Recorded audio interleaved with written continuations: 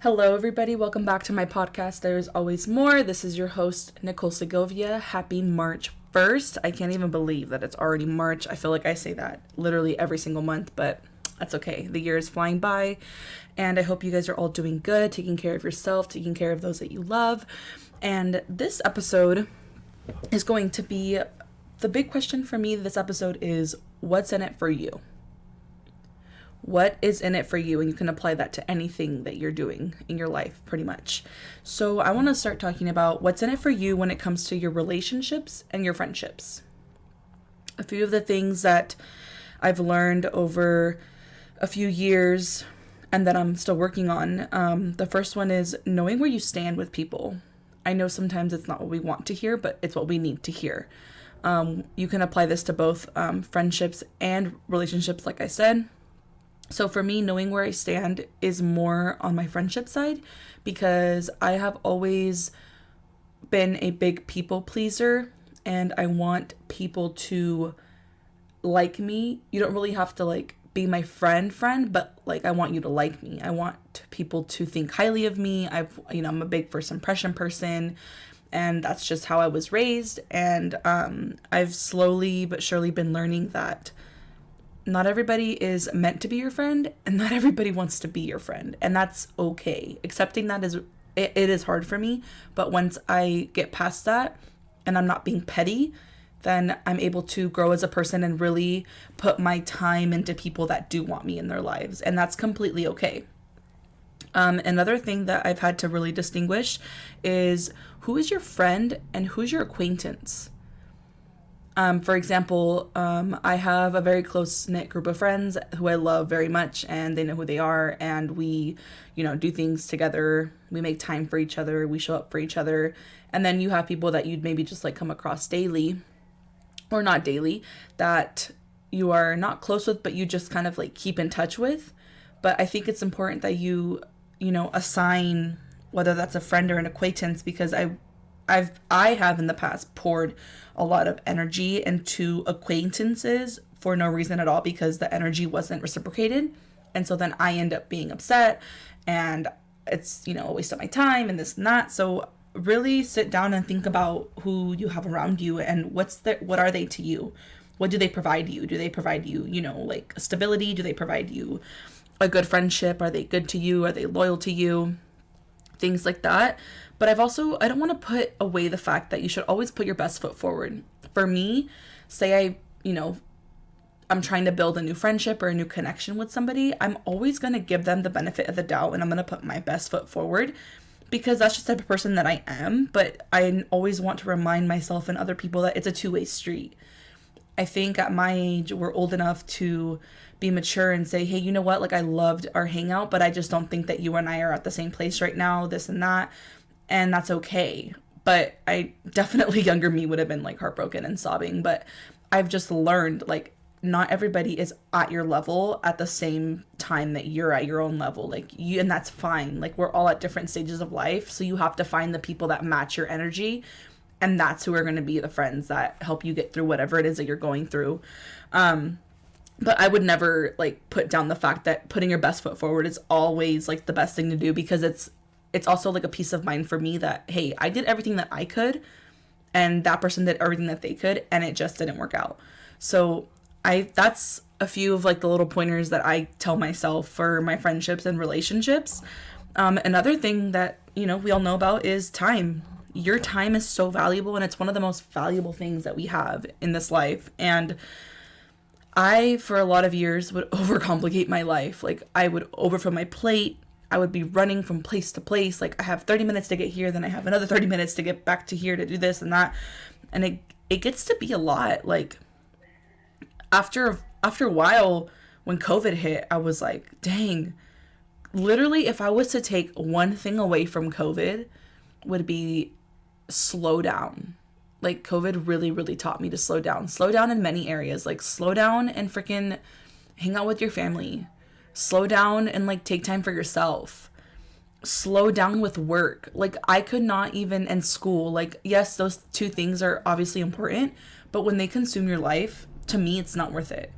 I have for many years been really, really stressed, and with my plate being over flowing with things that I need to do versus things that I want to do, it gets to your head, and it definitely messes with your mental health. It messes with how you treat others, how you treat yourself.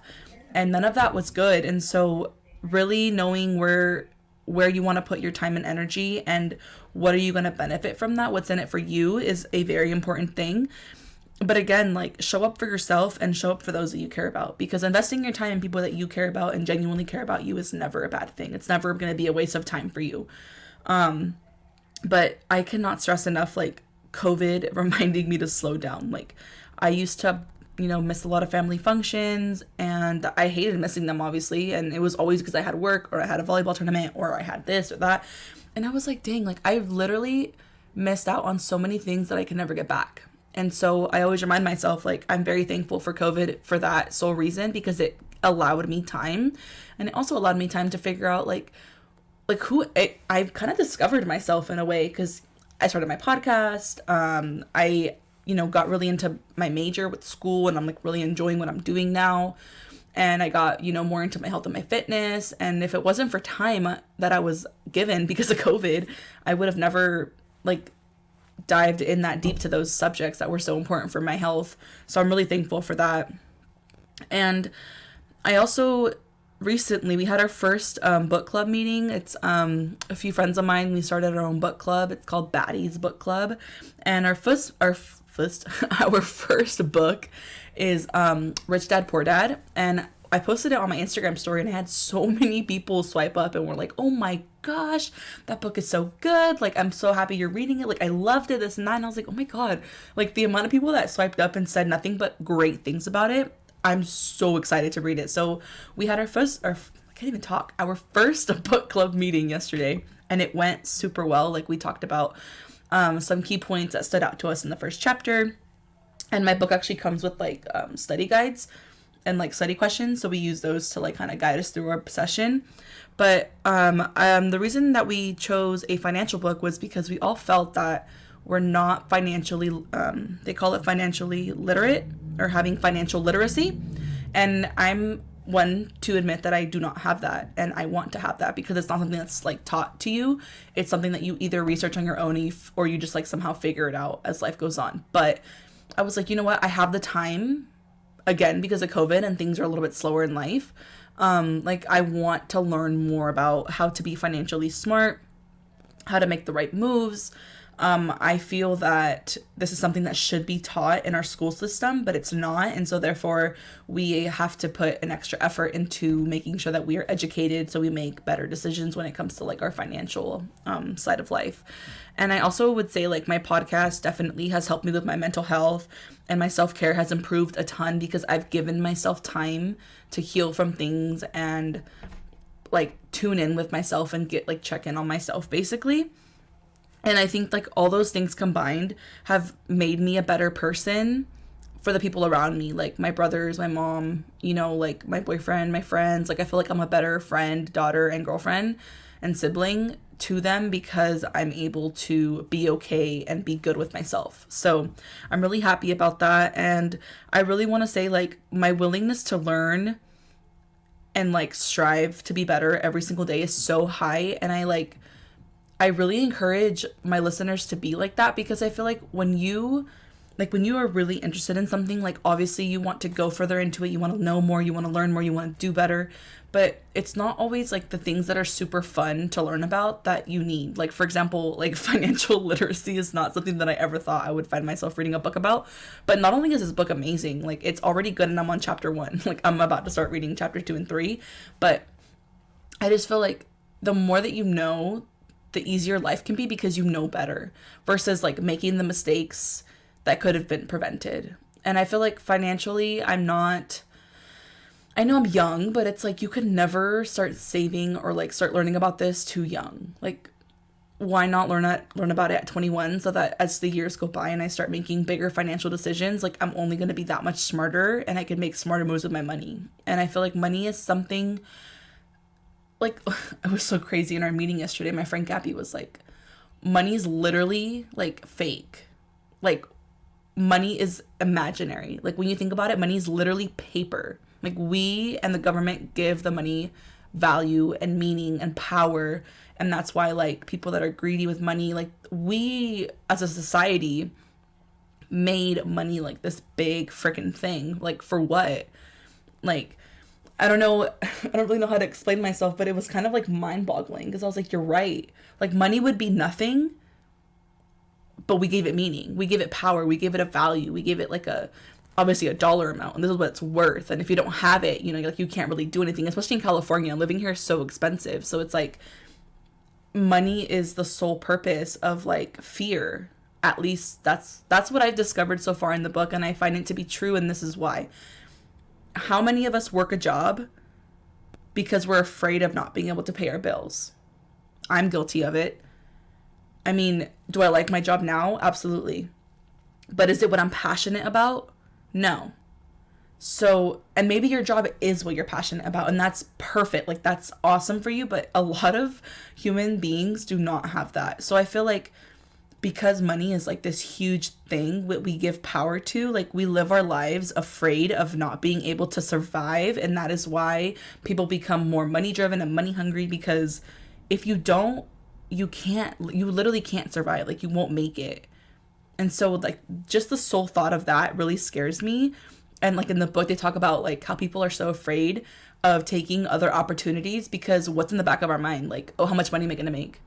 Because as a human, we're conditioned to think this way, and we can't survive without making this much money because we're also used to a way of living that we have conditioned ourselves. Like, okay, you either live grand or you live like you're middle class, or maybe you don't have a lot of money, so you're used to living that way. And my mom's always told me, like, the more money you make, the more money you spend. And I've seen this in so many different occasions. I've seen it in myself. I've seen it, you know, happen to other people that I know. And I'm like, dang, like, they make that much money. But then, yeah, like, my mom was right. They go out and they spend it on more grand things. So it's like, you really don't even have that money. And I mean, same with me. Like, I make so much a month, and it's not on my debit card. Like, where'd it go? And yes, some of it goes to bills, but some of it does go to careless spending. So I think I also learned from my mom as well, as far as, like, learning from her mistakes. And I want to be better when it comes to, again, being financially literate. And so I'm really excited to, like, keep reading this book and find out more about it. But I just wanted to touch on a few things because I feel like what's in it for you is such an important question to ask yourself, because the more real that you are with yourself, it's just better. I know it's not always what we want to hear, but I've always said, like, it's not what you want to hear, but it's what you need to hear. And if you don't hear it and you keep doing the same things that are hurting you, and you might not even know that they're hurting you, like, in all honesty, you don't always know what's bad for you until it's, like, really, really bad. But why even let it get to that point? I feel like we're all mature enough to just say, like, you know what, hey, this is where I'm at, and I'm so sorry that I can't be the person that you might need me to be right now, but this is what I need to do for myself. And if someone can't respect that, then they obviously are not meant to be in your life. And again, that is completely fine, because we're all at different stages in our life, and the people that are meant to be for you will always give something to you, and they will satisfy a certain part of your life, and you will grow with them and you will learn from them.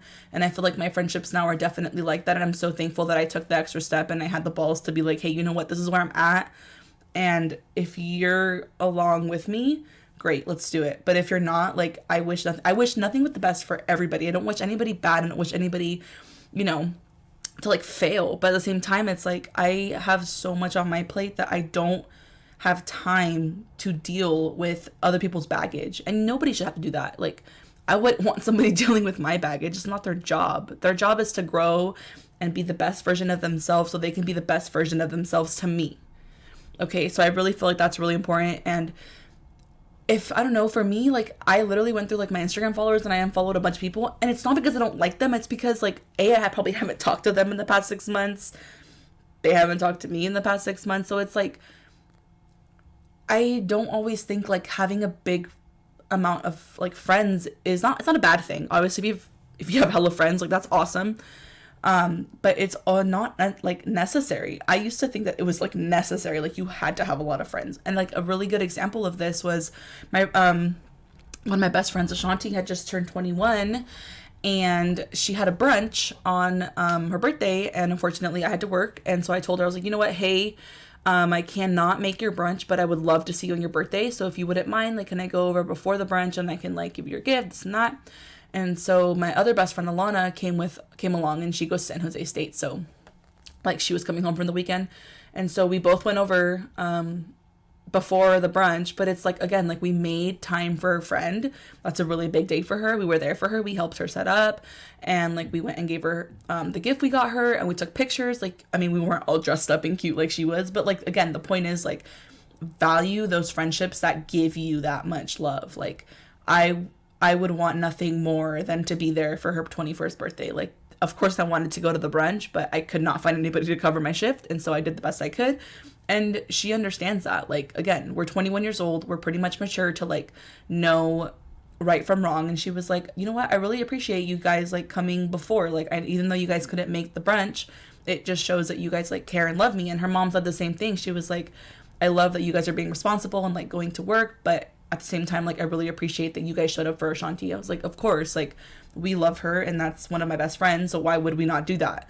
But again, like, we have this great friendship that I know that I could go to them with anything, and I know that they would have done the exact same thing for me. So with that being said, like, that's a perfect example of like a healthy friendship that shows up for each other and understands each other and is willing to do whatever it takes to like have this open communication, because without it, like, that could have been a whole argument, like, wow, you're not coming to my birthday. But again, like, we're older, we've been friends for a long time, we're on the same wavelength when it comes to like our goals and our paths, and I like, it just makes me really happy that she was so appreciative of like us going to hang out with her for the 2.5, 3 hours that we were there. Like, we didn't have to do that, but we did. Again, what's in it for you? They would do the exact same thing for me. So I will leave you with that, and I hope you guys have a great rest of your Monday. Thank you so much for tuning in once again. Never forget that there is always more to life, more to love, more to give. And I hope that you guys took something away from this podcast, because it's so important to me. And I just have so much to share and so much like to get off my chest sometimes, and I hope that it's relatable for you guys, because I really want to have a connection with you guys, and I'm always open to suggestions. So please let me know if you guys want a specific episode on something that you maybe have had in your mind. So with that, I love you guys and have a great day.